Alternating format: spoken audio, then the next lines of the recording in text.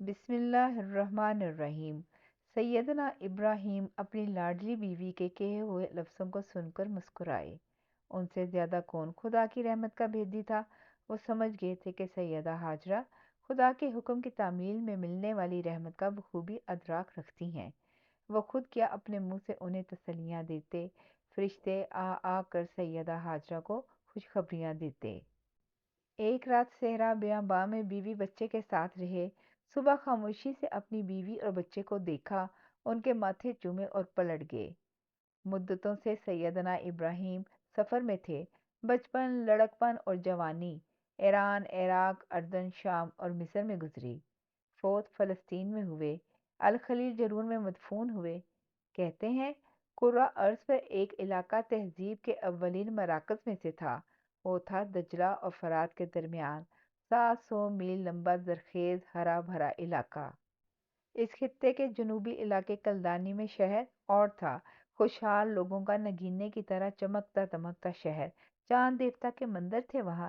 شاہی محلات میں ساگوان کے شتیروں پہ چاندی اور سونے کے پترے چمکتے تھے۔ سیدنا ابراہیم عراق کے اسی شہر کے رہنے والے تھے۔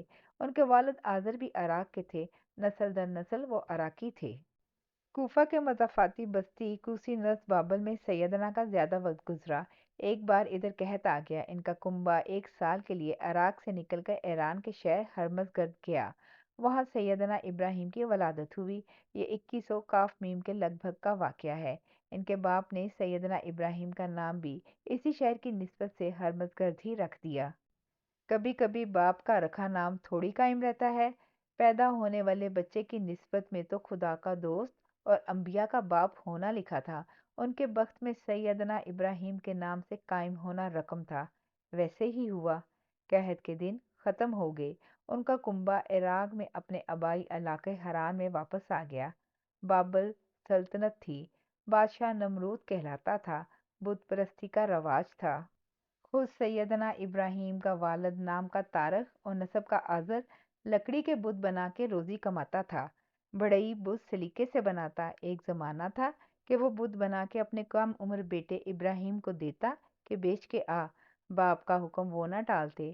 سیدنا ابراہیم بت بیچنے خوانچہ سر پہ رکھ کے نکل جاتے۔ دل ایک اندیکھے خدا کو دیکھتا رہتا۔ بازار میں جا کے سیدنا آواز دیتے، ہے کوئی جو مجھ سے ایسی چیز خریدے جو نہ نفع دے نہ نقصان؟ سیدنا ابراہیم سے وہ بت تو نہ بکتے، اور نہ بکتے بتوں کا شہرہ بہت ہوتا۔ ان بتوں کی بادشاہ کے دربار تک رسائی تھی۔ بادشاہ سیدنا ابراہیم اور ان کے والد کو جانتا تھا، پہچانتا تھا۔ اچھے اچھے بت بنا کے لانے کی وجہ سے سیدنا ابراہیم کے والد کو بادشاہ سے انعامات بھی ملتے تھے۔ وہ ان انعامات کو پا کے اپنی خوش بختی کا گمان پالے بیٹھا تھا۔ اس کے خیال میں اس کا نصیب چمک رہا ہے۔ اسے تھوڑی یہ پتا تھا کہ نصیب کا چاند گھر کی خوشحالی میں نہیں چمکتا۔ انہیں یہ بھی خبر نہ تھی کہ رہتی دنیا تک ان کے خوش بخت بیٹے کا نام ان کی بت تراشی سے نہیں بلکہ بت پاشی سے مشہور ہونا تھا۔ وہ یہ بھی نہ جانتے تھے کہ جسے قائم رہنا ہو وہ خدا کے حکم سے قائم رہتا ہے، اور جو قائم کر دیا جاتا ہے اس کو قیامت تک درود و سلام بھیجا جاتا ہے۔ بڑے بڑے نصیبوں والے اکثر بد نصیب دور میں پیدا ہوا کرتے ہیں۔ وہ بھی ایسے ہی کم نصیب دن تھے۔ وہ ایک خدا کو نہ ماننے کا دور تھا۔ لوگ جس کی چمک دمک زیادہ دیکھتے اس کی پرستش شروع کر دیتے۔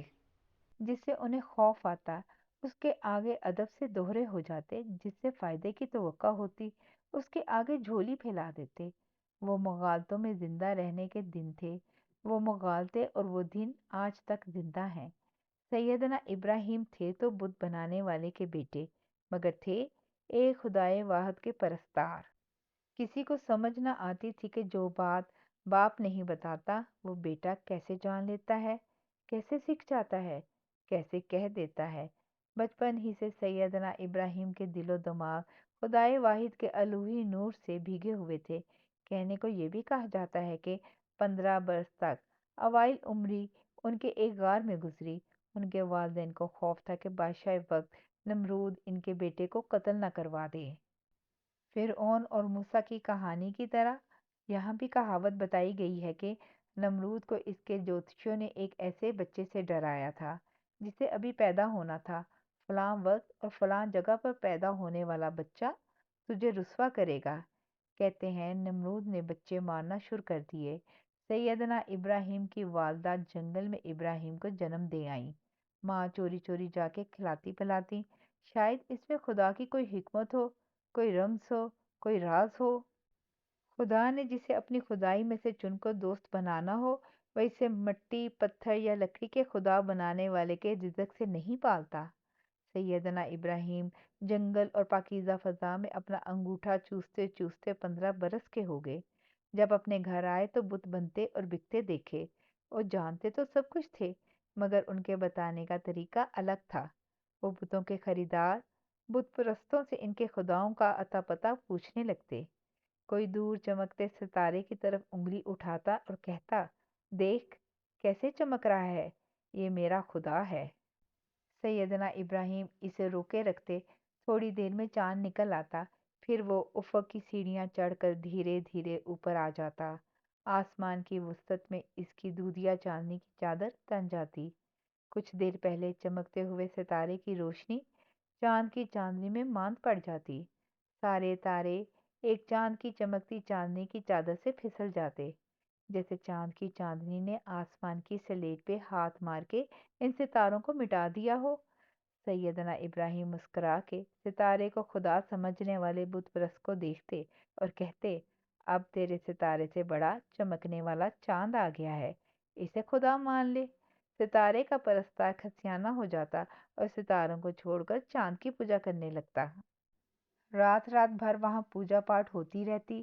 سیدنا ابراہیم کبھی کبھی ایسی راتوں کی سحر دیکھنے رکے رہتے، جب صبح کی سفیدی رات کا سینہ چیر کے روشنی کا بھپکا چھوڑتی اور ایکا ایکی میں سورج آگ بگولا ہوا سر اٹھا کے کھڑا ہو جاتا تو چاند جہاں ہوتا وہیں دبک جاتا۔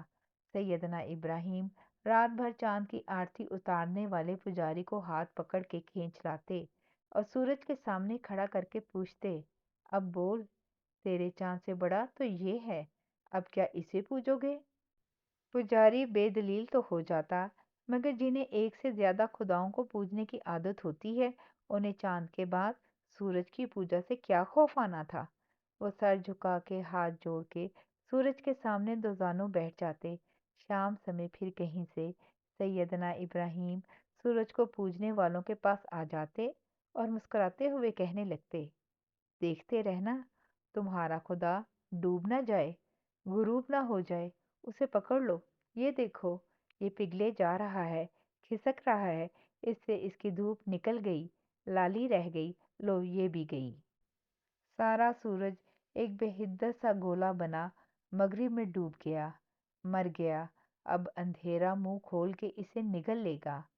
لو، ہو گیا اندھیرا، کدھر گیا تمہارا سورج دیوتا؟ کیا اسے پوجتے ہو جس کے نصیب میں غروب ہونا لکھا ہو؟